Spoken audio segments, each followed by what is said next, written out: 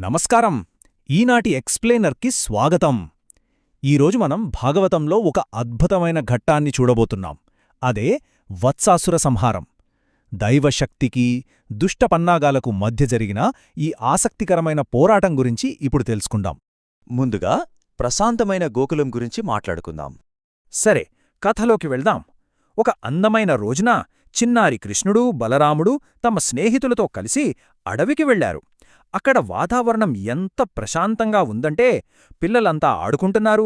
చిన్న చిన్న దూడలు నెమ్మదిగా గడ్డిమేస్తున్నాయి. అచ్చం తుఫాను ముందుండే ప్రశాంతతలా అనిపిస్తోందిగదూ. అవును, ఈ ప్రశాంతత ఎంతోసేపు నిలవలేదు. ఇక్కడే వత్సాసురుడి కుట్ర మొదలవుతుంది. ఆ ప్రశాంతమైన అడవిలోకి అనుకోకుండా ఒక ముప్పు ప్రవేశించింది. ఒక రాక్షసుడు దొంగతనంగా వచ్చాడు. కాని అసలు కంసుడు మరో రాక్షసుడిని ఎందుకు పంపాల్సొచ్చింది? ఆలోచించండి.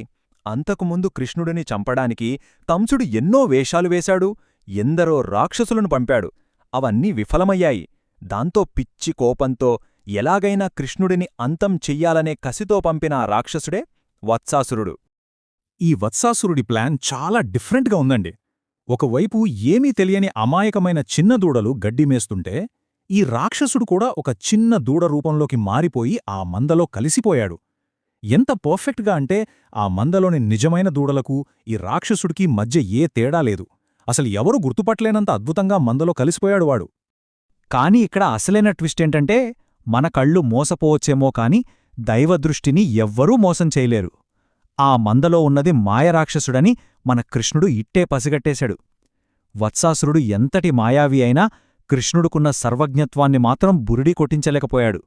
దేవుని కళ్ళు అణువణువును స్పష్టంగా చూడగలవుగదా.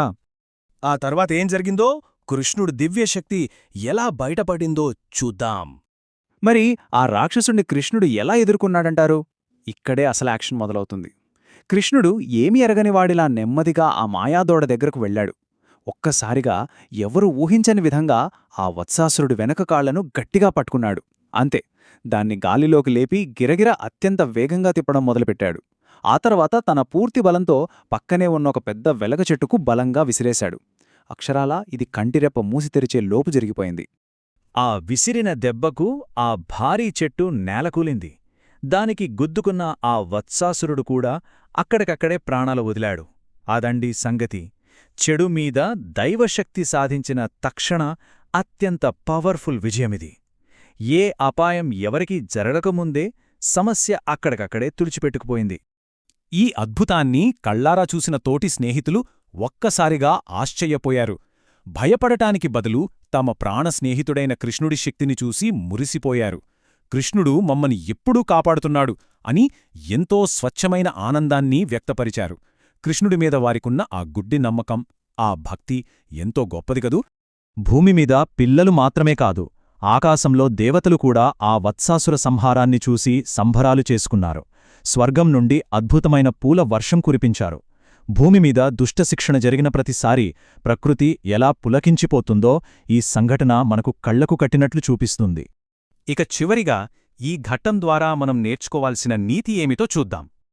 కేవలం కథను వినడం మాత్రమే కాదు, ఇక్కడ దాగి ఉన్న ఆధ్యాత్మిక సత్యాలను కూడా మనం గ్రహించాలి. ముఖ్యంగా 3 విషయాలు మనం గుర్తుపెట్టుకోవాలి. మొదటిది, భక్తులకు ఏ ఆపద వచ్చినా దేవుడు ఎప్పుడూ తన కంటికి రెప్పలా రక్షిస్తాడు. రెండవది, చెడు ఎంత తెలివిగా మారువేషం వేసుకుని వచ్చినా అది దేవుడి దృష్టి నుండి ఎప్పటికీ తప్పించుకోలేదు. వత్సాసురుడి పతనం ఇదే నిరూపించింది గదా. ఇక మూడవది, అత్యంత ముఖ్యమైనది, కృష్ణుడు కేవలం ఒక సామాన్య బాలుడు కాదు, ఆయన అపరిమితమైన దివ్యశక్తికి సాక్షాత్కార స్వరూపం. సో, ముగించే ముందు ఒక లోతైన ఆలోచనతో ఈ ఎక్స్ప్లెయినర్ని ముగిద్దాం. దైవశక్తి ప్రతి మారువేషాన్ని, ప్రతి కుట్రను ఇట్టే పసిగట్టగలిగినప్పుడు ఈ ప్రపంచంలో ఎక్కడో దాగి ఉన్న చెడును చూసి మనం ఎందుకు భయపడాలి? ఆపదలు ఎంత అదృశ్యంగా పొంచి ఉన్నా సరే రక్షించే దైవశక్తి ఎప్పుడూ అప్రమత్తంగానే ఉంటుందనే నమ్మకమే మనకు అసలైన ధైర్యం కదా. ఆలోచించండి. దైవత్వం మరియు రక్షణ గురించిన ఈ విశ్లేషణ ఇక్కడితో ముగుస్తుంది.